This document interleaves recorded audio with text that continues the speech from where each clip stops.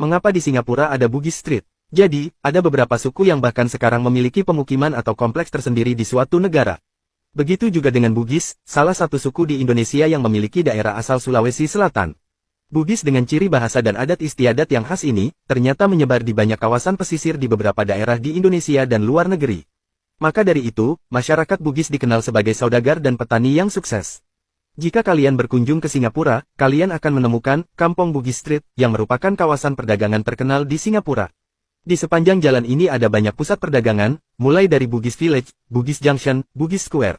Arab Street ada juga. Kesemua ini adalah bukti bahwa Bugis pada masanya memang memiliki andil yang besar di kawasan ini, terutama di bidang perdagangan. Masyarakat Bugis yang memiliki keahlian dalam berdagang sampai keluar pulau, membuat mereka tersebar di seluruh daerah pesisir. Tidak hanya di Indonesia, mereka juga dikenal sampai ke Malaysia, Filipina, Brunei, Thailand, hingga Australia, Madagaskar, dan Afrika Selatan, termasuk di Singapura sendiri. Masyarakat Bugis memiliki sejarah khas hingga mereka bisa memiliki pengaruh di negara ini. Bagaimana ceritanya? Pada pertengahan abad ke-17, pasca perjanjian Bongaya di Perang Makassar, yang mana pada saat itu, Kerajaan Wajo sekutu Kerajaan Gowa, sebagai pihak yang kalah oleh pihak sekutu Kerajaan Bone dan Belanda, masyarakat suku Bugis Wajo berlayar dari Sulawesi, untuk mencari tempat dan membuka pusat perdagangan. Hingga di tahun 1829, orang-orang Bugis dari Makassar mereka kebanyakan menjual berbagai jenis rempah-rempah asli Indonesia, dan juga emas. Mereka datang ke Tumasek yang kini bernama Singapura menggunakan perahu palari menyeberangi lautan. Di sana pedagang-pedagang ini juga membentuk komunitas orang Bugis yang bermukim di sana. Hingga daerah tersebut dinamai sebagai Kampung Bugis karena sebagian besar orang yang tinggal di sana adalah orang-orang Bugis yang ingin mengadu keberuntungan di negeri orang. Saat ini daerah tersebut dikenal dengan nama Bugis Village Singapore. Memasuki tahun 1950 sampai tahun 1980, Jalan Bugis memasuki masa kejayaannya. Di mana jalanan ini menjadi salah satu pusat perbelanjaan terbesar di Singapura pada masa itu. Banyak sekali penjual kaki lima yang bisa ditemui di sini. Selain di Singapura, ada juga banyak negara yang memiliki kampung Bugis yang merantau.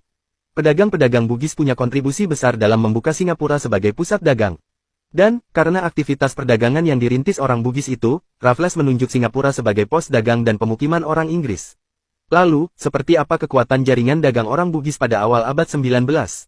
Crawford, rekan Raffles, pada 1820, mencatat jumlah para pedagang Bugis asal Wajo yang mencapai ratusan di seluruh bandar-bandar perdagangan. Tercatat di Makassar ada 100 kapal, Mandar 100 kapal, Palu 100 kapal, di Wajo 100 kapal, Parepare 10 kapal, Flores 50 kapal, Sumbawa 40 kapal, Bali dan Lombok 50 kapal, Flores 50 kapal, dan di Jawa 50 kapal. Totalnya, hampir mencapai 700 kapal. Daya jelajahnya bahkan diakui oleh Jared Diamond mencapai kawasan di pulau-pulau terluar sebelah utara Australia yang saat ini dikenal sebagai Kepulauan Sahul. Mereka juga dikenal sebagai pemburu burung-burung langka yang hanya ada di Pulau Besar Papua. Jadi, saat Inggris menyela kekuasaan Belanda di akhir abad 18 hingga awal abad 19, sebenarnya konsesi keleluasaan berdagang di Riau Kepulauan telah diberikan kepada orang Bugis yang sudah lama berhubungan mesra. Tetapi ternyata, Belanda kembali berkuasa pada tahun 1819. Manuver Belanda membuat pedagang-pedagang Bugis terpaksa pindah ke pulau yang nyaris terbengkalai. Pasalnya, Belanda menerapkan tarif yang sangat tinggi untuk barang-barang yang masuk dari luar, terutama barang-barang Inggris yang menguntungkan. Raffles adalah orang yang paling menyesalkan kembali berkuasanya Belanda di Sumatera dan Jawa. Monopoli Belanda di Riau Kepulauan adalah salah satu yang membuat Raffles memutuskan untuk membangun pangkalan di Tumasik. Raffles tentu tidak mau kehilangan perdagangan yang saling menguntungkan dengan orang-orang Bugis yang berjalan sekian lama. Padahal sebelumnya, Raffles berencana untuk membangun pangkalan di Karimun Jawa. Usut punya usut ternyata Sultan Johor yang waktu itu menjual Tumasik pada Raffles ternyata masih punya garis Bugis dalam dirinya.